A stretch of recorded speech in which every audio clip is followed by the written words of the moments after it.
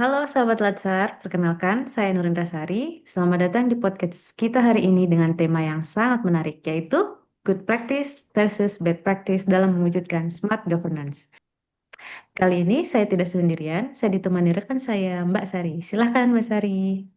Baik, terima kasih Mbak Indrasari. Perkenalkan, saya Sarah Ziki Ramadhani. Betul banget nih Mbak, Smart Governance itu intinya bagaimana ASN bisa membangun tata kelola pemerintahan yang cerdas, transparan, dan berbasis teknologi. Tapi seperti halnya proses belajar, selalu ada contoh yang baik dan juga hal-hal yang perlu diperbaiki. Nah, untuk membahas hal ini lebih dalam, sudah hadir bersama kita tiga narasumber luar biasa. Ada Mas Sidik, ada Mas Tri, dan Mas Uki. Halo semuanya. Halo semuanya. Halo semuanya. Oke, tanpa berlama-lama, ayo kita mulai dengan membahas good practice dulu. Praktek hebat yang bisa jadi inspirasi bagi ASN lainnya. Kita tanya dari Mas Sidik dulu kali ya. Untuk Mas Sidik, bisa diceritain nggak contoh good practice ASN yang menurut Mas paling berhasil mendukung smart governance? Boleh, menurut saya salah satu good practice adalah salah satu penerapannya yaitu e-office atau di tengah sekarang ini namanya Sri Kandi. Ini mulai banyak digunakan oleh pemerintah baik di pusat maupun daerah. Yang mana ini menerapkan jadi semua surat ataupun disposisi ataupun juga tanda tangan dapat dilakukan melalui secara digital. Hasilnya proses menjadi cepat, transparan, dan lebih efisien. Kunci keberhasilan dari Sri Kandi ini bisa dilihat dari komitmen pimpinan, pelatihan SDM secara merata, dan infrastruktur teknologi yang siap. Begitu, Mbak. Wah, keren banget ya. Jadi bukan cuma soal aplikasi, tapi juga soal leadership dan kesiapsiagaan pegawai. Ya, betul sekali Mbak Indra ya. Karena dalam sebuah manajemen ASN itu, good practice seperti ini perlu kita perluas lewat mentoring dan lewat sharing pengetahuan antara unit kerja ya. Yang dimana unit kerja yang sudah sukses itu sebaiknya menjadi role model bagi unit yang lain agar bisa dapat ikut berkembang dalam bidang digital. Nah, ini menarik ya, Mas. Jadi keberhasilan smart governance itu menular kalau ada kolaborasi dan dukungan dari atasan sampai bawahan juga ya. Betul, Mbak.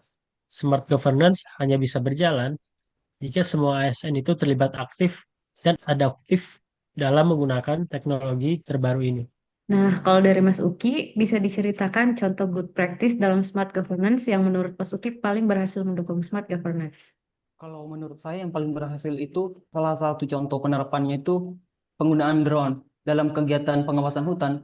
Drone sangat membantu dalam melakukan pengawasan kawasan hutan. Sebelumnya banyak area yang sulit dijangkau dan memerlukan waktu lama jika menggunakan patroli manual. Dengan drone, kami bisa memantau dari udara dan mendapatkan gambaran kondisi hutan secara langsung dan detail.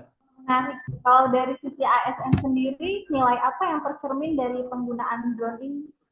Ya, kalau menurut saya, yang paling terlihat itu ada dua ya. Yang pertama nilai adaptif, dan yang kedua adalah nilai kolaboratif. Yang itu termasuk dalam ASN berakhlak.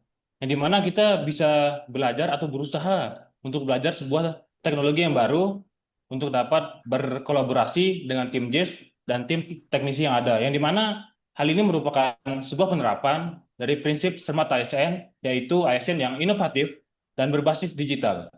Wah, luar biasa sekali ya good practice dalam smart governance ini. Nah, sekarang kita masuk ke sisi lainnya ya, yaitu bad practice-nya. Mas Uki, dari pengalaman Mas Uki, apa contoh praktik yang justru menghambat smart governance? Kalau menurut saya, salah satu contoh bad practice adalah ketika instansi sudah punya sistem digital, tapi pegawainya masih bekerja manual. Biasanya karena tidak semua pegawai itu dilatih, atau karena budaya kerja lama belum berubah. Akibatnya pelayanan publik tetap lambat meskipun sudah ada teknologi. Begitu, Mbak. Iya juga sering banget ya terjadi seperti itu. Padahal niatnya sudah bagus, tapi implementasinya belum menyentuh perilaku ASN-nya. Kalau Mas Tri, menurut Mas Tri, apa penyebab utama kegagalan seperti itu?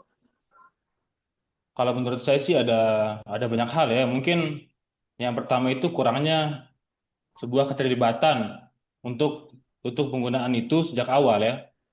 Terus bisa jadi karena minimnya evaluasi dan juga pengawasan dari pimpinan unit kerja. Dan yang terakhir mungkin karena dalam segala kegiatan pelatihan itu seringkali tidak adanya sebuah tindak lanjut ya.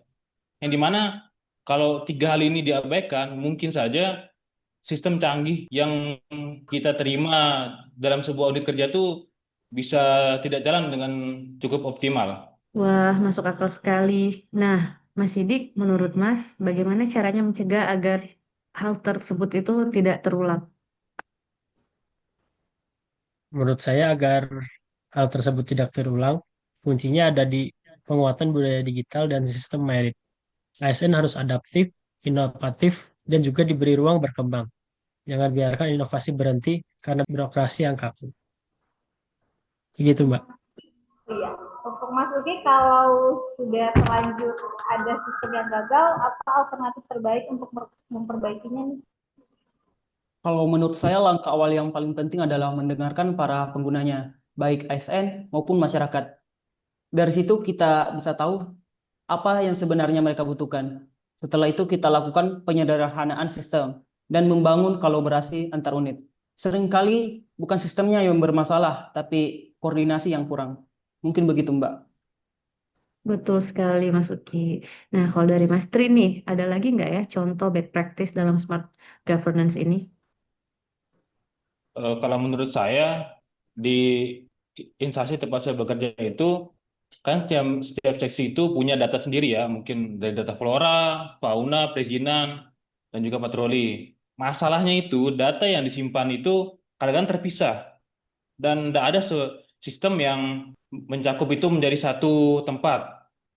Dan akhirnya kita dalam sebuah penggunaan data itu kita butuh data gabungan untuk sebuah perencanaan atau laporan. Dan ujung-ujungnya sering muncul sebuah itu perbedaan angka dan info yang kami terima. Berarti kerjanya jadi lebih lambat ya, Mas? Ya, sangat betul sekali. Waktu habis itu karena kita berusaha untuk mencocokkan ulang data yang tadi terpisah itu. Padahal kalau datanya itu jadi satu, sebuah keputusan itu bisa dibuat lebih cepat dan bisa berdasarkan fakta yang sudah sama. Itu yang biasa disebut evidence-based decision making, salah satu prinsip smart governance. Nah, kalau dari sudut pandang smart governance, kenapa integrasi data ini penting banget menurut Mas Sidik? Menurut saya, kenapa smart governance itu penting, atau kenapa integrasi data ini penting banget, karena smart governance itu tidak hanya soal teknologi, tapi juga kolaborasi dan efisiensi. Data yang terpusat akan membantu semua pihak bekerja pada satu sumber kebenaran. Disebut juga one data policy. Dengan begitu, sistem menjadi lebih transparan, akurat, dan mendukung pelayanan publik yang lebih baik. Lalu langkah apa nih yang bisa kita lakukan sebagai ASN untuk memperbaiki kondisi seperti ini, Mas Uki? Pertama, mulai dengan membangun sistem database bersama antar bidang, dan yang kedua melakukan sinkronisasi data secara rutin dan melibatkan semua seksi agar merasa memiliki. Dan yang paling penting, ASN harus beradaptasi dengan teknologi digital karena smart governance hanya bisa berjalan kalau SDM-nya siap dan mau berubah. Setuju banget, Mas Uki. Jadi kuncinya itu bukan hanya sistemnya, tapi juga pada manusianya.